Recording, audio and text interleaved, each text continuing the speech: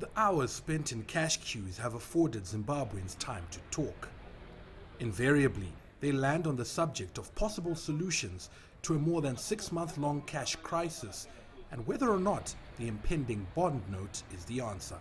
I wish the authorities could speed up the introduction of bond notes. That cash will enable us to survive and go about our lives normally again.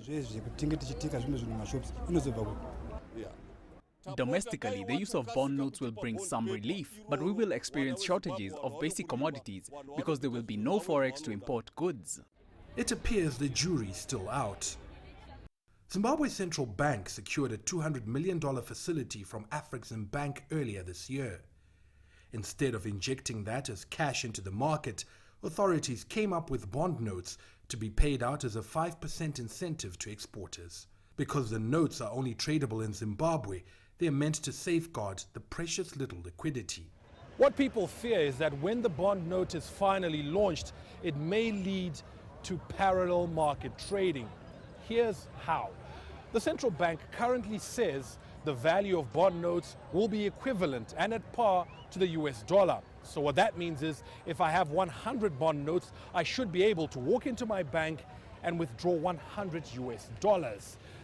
Currently, people are holding on to their tried, tested and firming US dollars.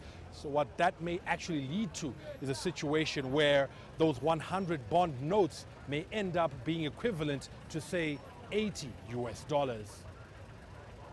Locals are afraid that authorities may then print excess notes to make up the difference, fueling inflation. The central bank has allayed such fears.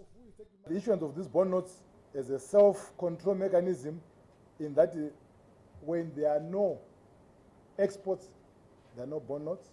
So far, the intended beneficiaries have unanswered questions.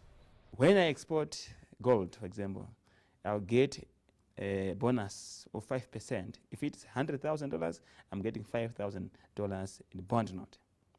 What am I going to do with it? The Reserve Bank governor is saying the populace are not forced to take the money.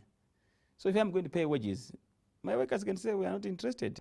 Monetary authorities plan to run an awareness campaign before rolling out the new notes. Hopefully that will be enough to win over a market that is anxious and impatient about the drawn-out cash problems. Farai Mwakutuya, CCTV, Harare, Zimbabwe.